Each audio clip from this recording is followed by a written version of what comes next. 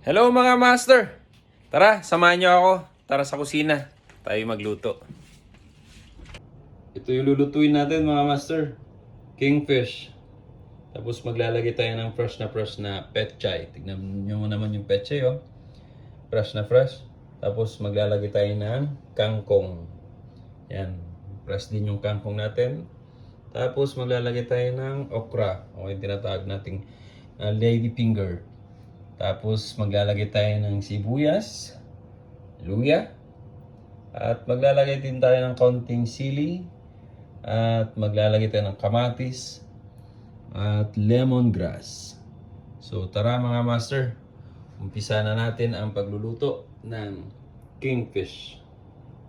Una, maglalagay tayo ng tubig, tsaka natin ipapakulo.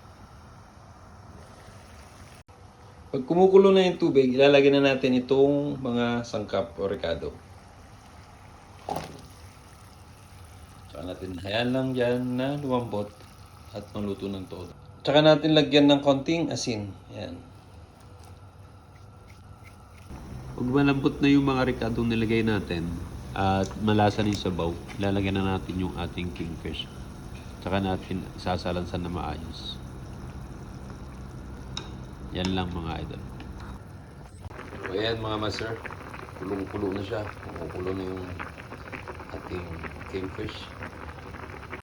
Tapos maglalagay tayo ng konting sinigang powder. Pampaasim ng konti. Yan mga master, nailagay na natin yung petchay, yung kangkong, tsaka tapos yung okra. Hintayin na lang natin lumambot. Then, kainan na.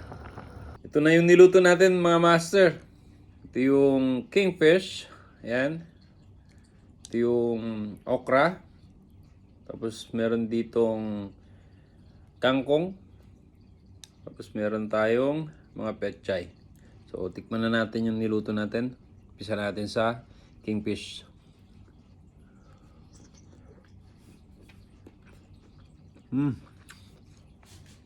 Sarap. Tapos yung sabaw. Sarap.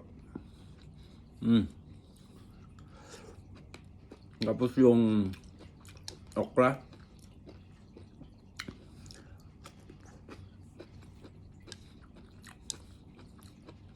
Kangkong.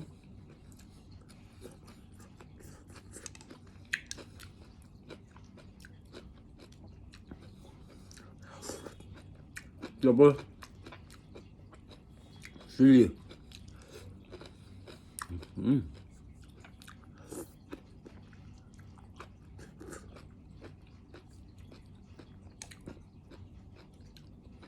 Then kingfish.